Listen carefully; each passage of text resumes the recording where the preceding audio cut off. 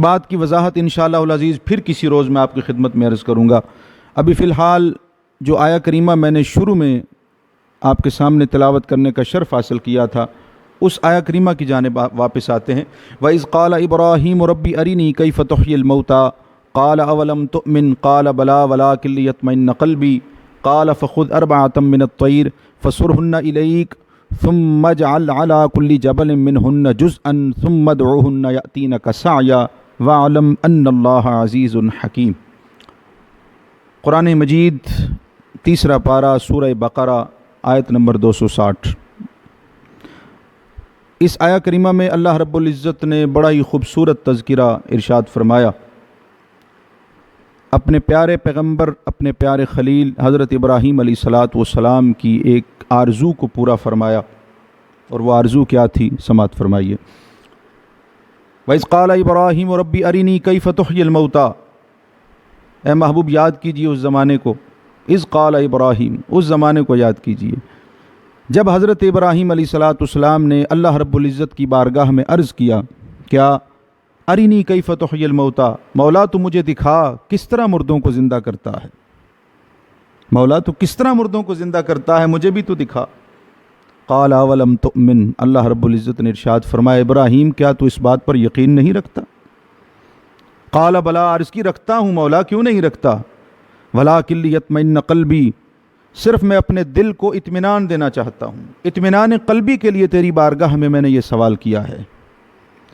علم الیقین تو ہے، عین الیقین چاہتا ہوں، اس بات کا علم مجھے ہے کہ تو زندہ کرتا ہے، مردوں کو زندہ کرنے پر تو قادر ہے، تو نے ہی تو ساری مخلوق کو پیدا فرمایا ہے، سارے جہان کا خالق و مالک و رازق تو ہی تو ہے، لیکن میں اپنے دل کے اطمینان کے لیے عرض گزار ہوں کہ مولا تو مجھے دکھا تو صحیح تو کس طرح زندہ کرتا ہے۔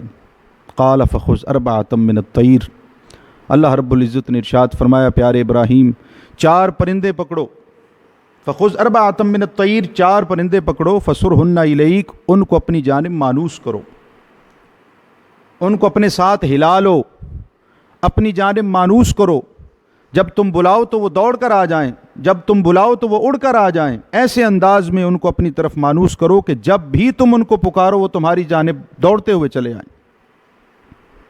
اور ایسا ہو سکتا ہے، آج بھی ایسا ممکن ہے، آپ کوئی پرندہ گھر میں رکھتے ہیں، اس کے ساتھ آپ وقت سپینڈ کرتے ہیں، وقت گزارتے ہیں اس کے ساتھ، اور وہ آپ کا ہو جاتا ہے، آپ کے اشاروں پر چلنا شروع کر دیتا ہے، آپ کے اشاروں پر اڑنا شروع کر دیتا ہے، کھانا پینا شروع کر دیتا ہے، جیسا آپ کہتے ہیں وہ ویسا کرتا چلا جاتا ہے۔ کشمیری طوطوں کی مثال آپ کے سامنے۔ اسی طرح تیتر بٹیر جو ہیں وہ لوگوں نے رکھے ہوئے ہیں، تو وہ جب بھی ان کو سیٹی مار کے بلاتے ہیں تو وہ دوڑتے ہوئے چلے آتے ہیں، تو مانوس ہو جاتے ہیں۔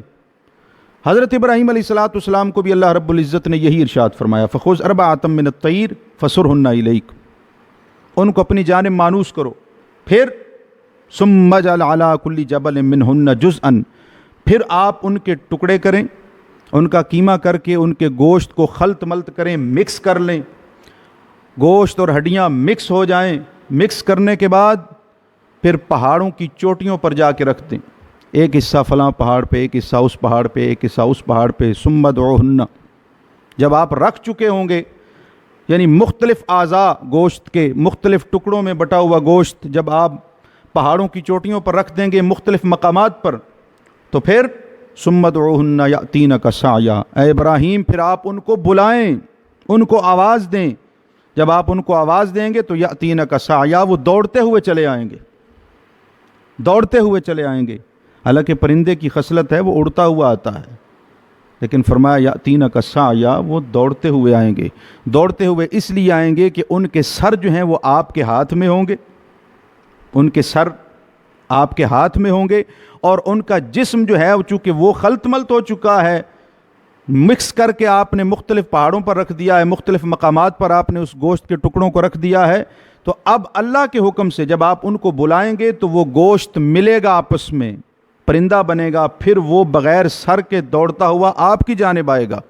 اور ہوا بھی ایسے کہ حضرت ابراہیم علیہ السلام نے ان کا گوشت خلط ملط کیا، مکس کیا، مکس کرنے کے بعد پہاڑوں پر مختلف مقامات پر آپ رکھ کے واپس تشریف لائے، اور اللہ کے حکم کے مطابق آپ نے پھر ان کو بلایا، ان کے سروں کو اپنے ہاتھ میں رکھا اور ان کو بلایا.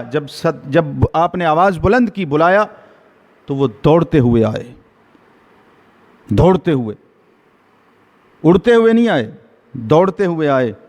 اڑتے ہوئے آنا تو پرندے کی خصلت ہے, اڑنا پرندے کی صفات میں شامل ہے, اڑتا ہوا آتا ہے. لیکن چونکہ بات علم الیقین سے عین الیقین کی طرف جا رہی تھی, تو پھر وہ اڑتے ہوئے نہیں, دوڑتے ہوئے حضرت ابراہیم علیہ السلام کی خدمت میں حاضر ہوئے. وَعَلَمْ أَنَّ اللَّهَ عَزِيزٌ حَكِيمٌ, اور جان لیجیے کہ بے شک اللہ رب العزت غالب حکمت والا ہے, اس کی حکمت تمام حکمتوں پر غالب رہتی ہے.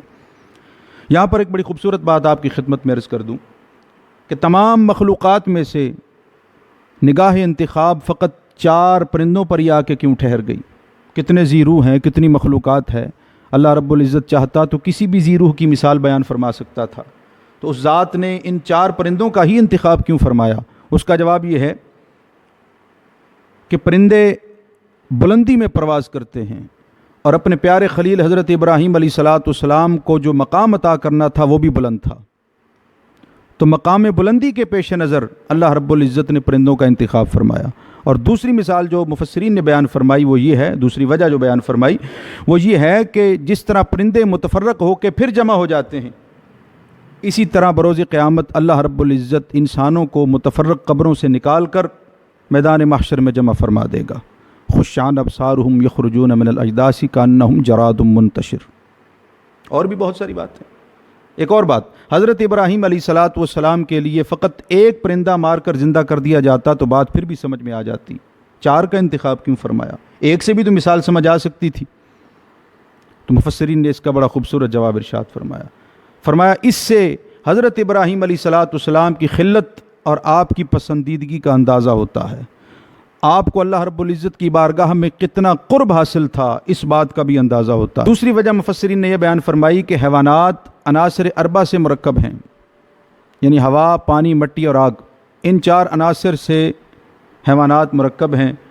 تو ان 4 کو زندہ کر کے عناصر 4 سے تمام مرکبات کو مرنے کے بعد دوبارہ زندہ کرنے کی طرف اشارہ کر دیا گیا. اب میں اس کی وضاحت نہیں کر سکتا چونکہ وقت کم ہے. حضرت ابراہیم علیہ السلام نے 4 پرندوں کو جو منتخب فرمایا تھا ان میں مور بھی شامل ہے. مور میں زینت ہے, مور خوبصورت ہے. تو انسان کے لیے بھی دنیا کی زندگی میں زینتیں ہیں, خوبصورتیاں ہیں, رنگینیاں ہیں, لیکن کامیاب وہ ہے جو ان سب رنگینیوں کو چھوڑ کر اللہ رب العزت کا قرب حاصل کر لے. دوسرا آپ نے کوے کا انتخاب فرمایا تو کوے میں لالچ اور حرص ہے, اور بندے میں بھی لالچ اور حرص پایا جاتا ہے. اس صفت میں دونوں مشترک ہیں. تو لالچ اور حرص کو چھوڑ کر جو اللہ رب العزت کے در پہ آ گیا دراصل کامیاب وہ ہے. مرغ کا انتخاب فرمایا تو مرغ میں نفسانی خواہش ہے, شہوت ہے.